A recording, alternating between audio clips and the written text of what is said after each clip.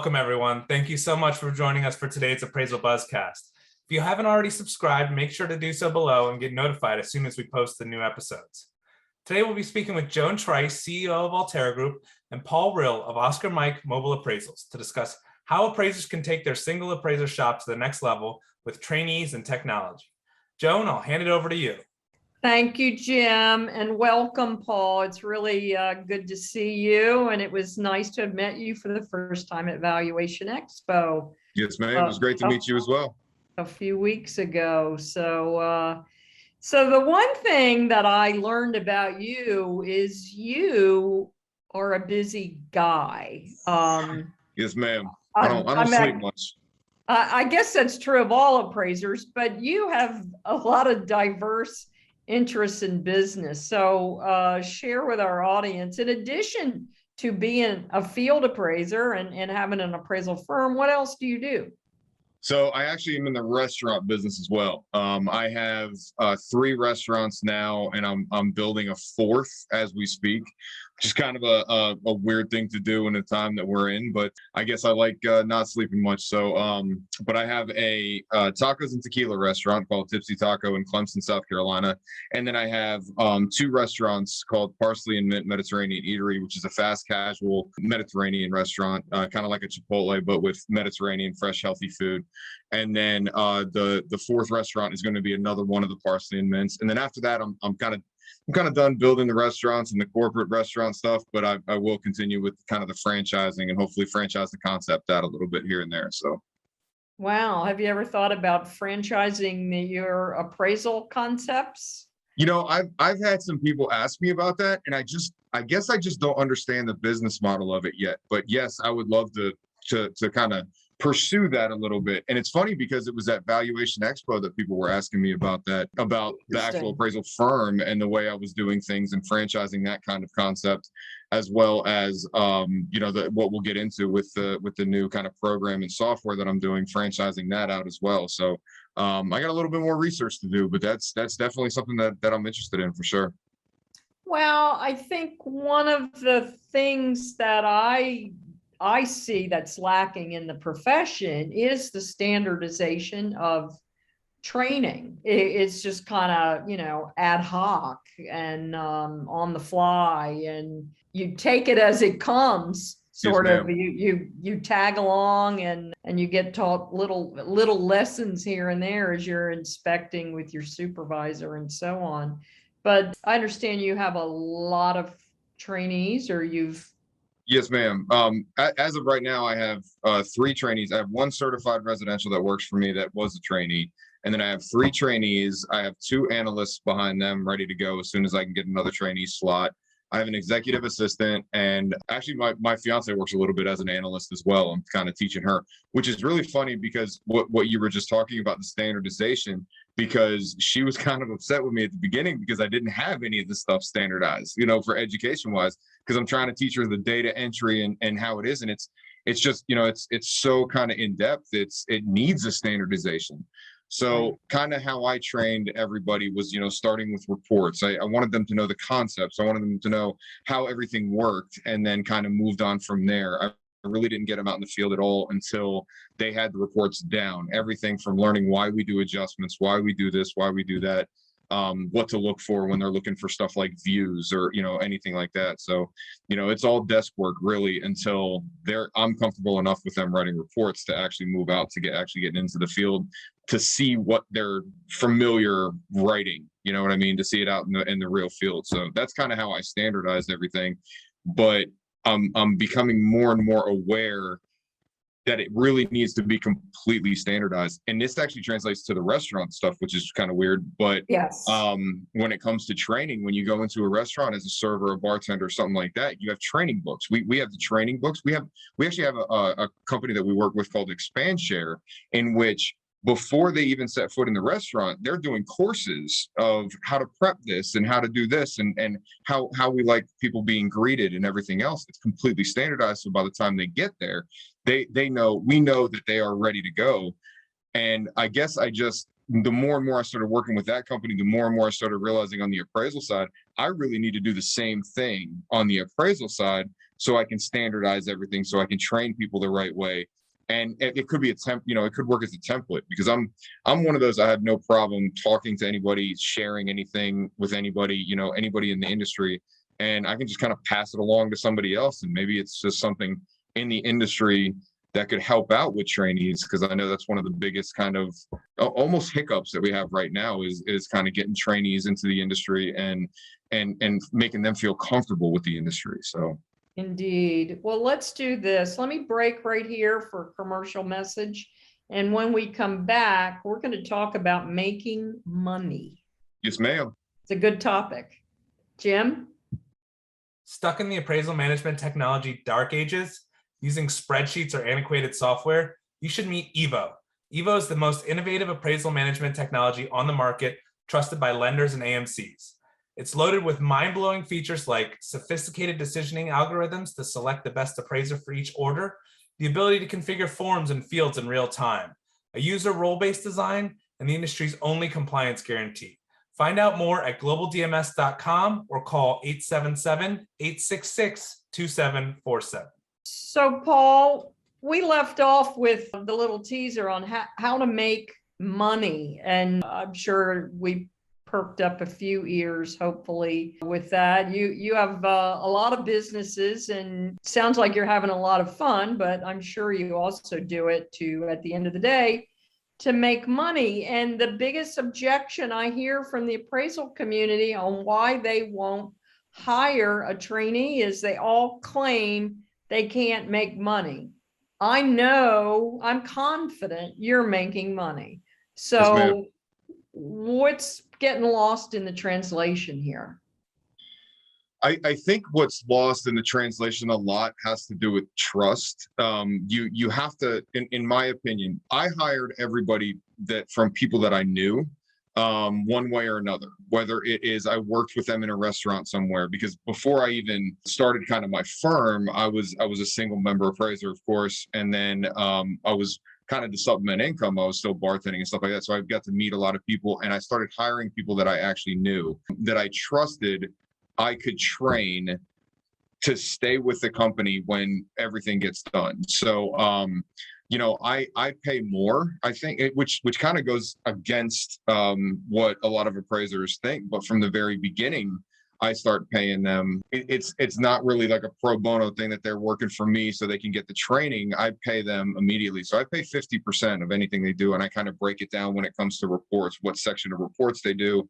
But I pay 50% for trainees, 60% for licensed, and 70% for certified.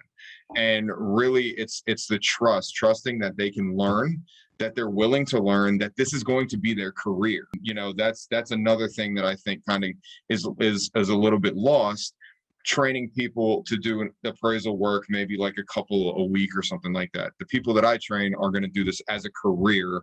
So of course, when it comes to volume and stuff like that, that's when I end up making money on the back end. But I think a lot of it is trust, is being able to trust that the people will work correctly and do what you can, because you're putting so much time and effort into training somebody that it needs to pay off in the end. And that's really where it ended up kind of benefiting me, is hiring people that I knew, training them, knowing that within 3, 6, 9 months, once they have everything and they kind of get everything and they're doing all the data entry and they're doing all this stuff, it ends up paying off for me in the long run, because I get to save my biggest commodity, time, and I can put my time in other things. And that's really kind of where I think maybe the disconnect in thinking is, but I think it all comes down to trust, to be honest with you. Well, yeah, it sounds like you've got a formula that makes a lot of sense. It's working for you. So I think you should bottle it and package it. I do think there's another business opportunity for you. Yes, ma'am. Paul. That's what I need. Yeah, exactly. So in addition to all of that, you also have a software company. What gave you the idea? That's how I met you at Expo. Yes, ma'am. You were there on the trade show floor selling your product. Tell us what that is. So it's Oscar Mike Mobile Appraisals. What gave me the idea, to be completely honest with you, was sitting at Sloppy Joe's in Key West at about noon, watching a band and drinking a margarita. And Wait. Yeah, Stop right there. I've been probably on that same bar stool. Oh, yes, And I ma'am. had absolutely no epiphanies at all. Whoa. It was sitting there and realizing I have been, since I was 15 years old, I have been working really hard. I've been working almost 7 days a week, probably since I was 15 years old. I've always been like that. And I remember sitting there, and my fiance was next to me. My dad was there, my little brother, and I was watching a band, and a band that happened to be a friend of mine. And I was like, you know what? I want to do more of this. I want to do more of relaxing and getting to know, just kind of like traveling and doing stuff. So how can I still keep the appraisal firm in the upstate of South Carolina, and because that's where I'm geographically competent, and be able to travel and do this? And the best way for me to think about it was doing stuff remotely, right? And it was right before COVID. This is back in December 19, I guess. And I wanted to do things more remotely. So I actually just kind of started kicking the idea around and thinking about it more and more, and really kind of went to where the hybrids were, right? So back when the hybrids started and we had a new data collector, and somebody other than the appraiser was collecting the data, and the appraiser could stay at their computer and do all that stuff. So I'm like, okay, well, what's a model that I can kind of get around?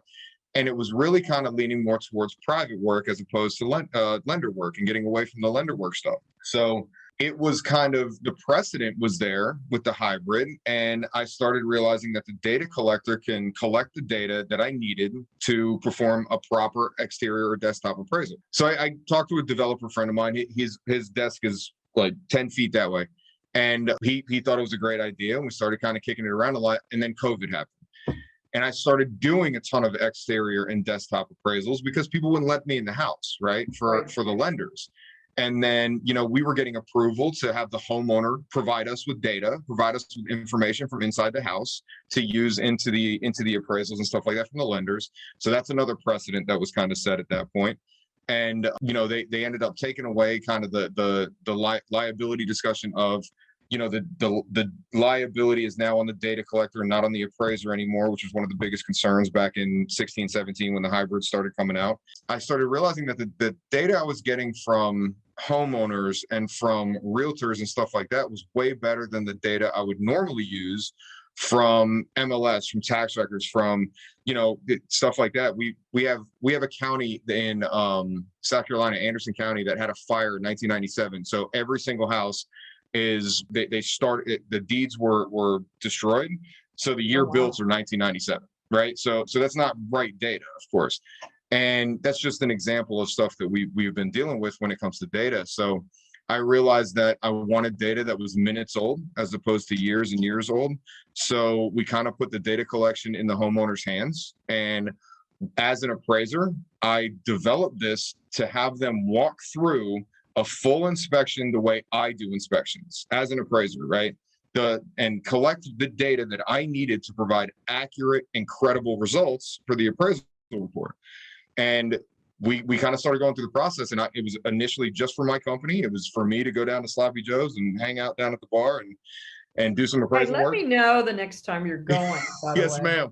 Okay. Absolutely. Yep. But yeah, so that was kind of the plan. And then I talked to a few people and realized how kind of beneficial this would be just to kind of get it out to the market. So, I'm not a lender. I'm not an AMC. I'm just an appraiser that created a pretty radical software program that really seems to work, and people are really, really interested in it. So it provides the appraiser with, a PDF, but also an XML, so they can take the XML. We reverse engineered it to where it can go directly into form filling software.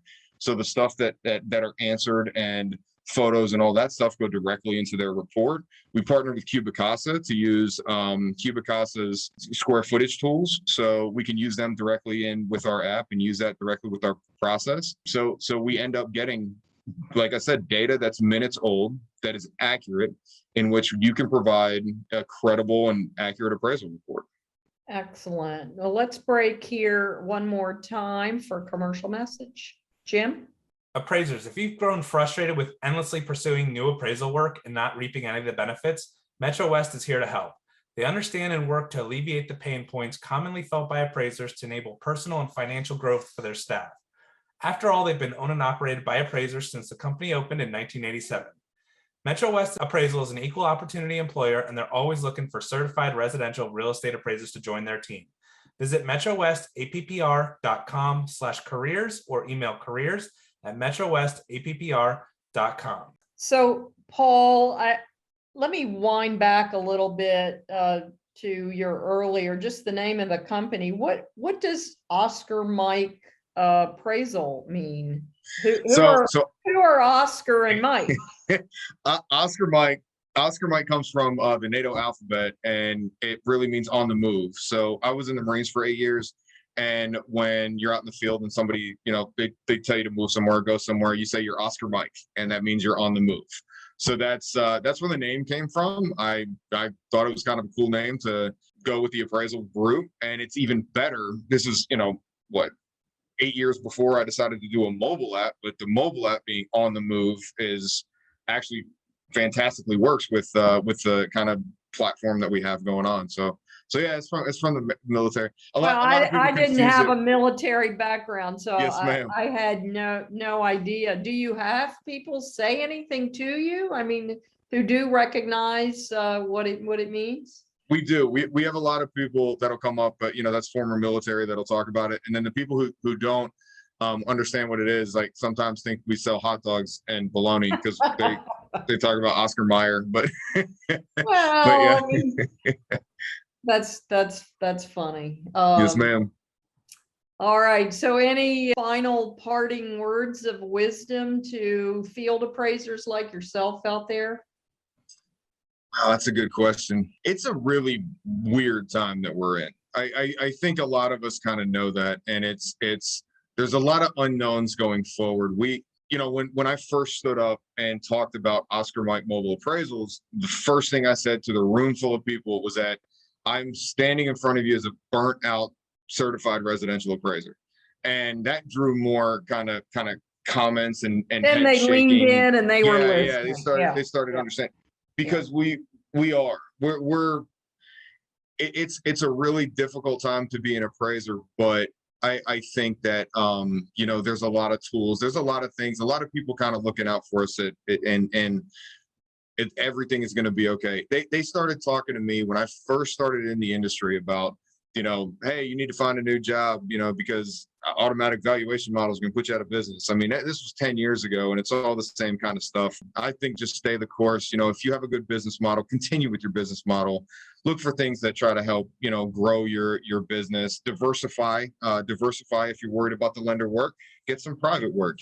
Work with attorneys. Work with realtors. Pre-listings for realtors. You think that appraisers can get confused. Realtors nowadays have no idea how to price things every once in a while. So, if you get with some of them, then, help them out with pre-listings. That's great private work that you can do. But I think, we just keep moving forward, and we're going to get through this.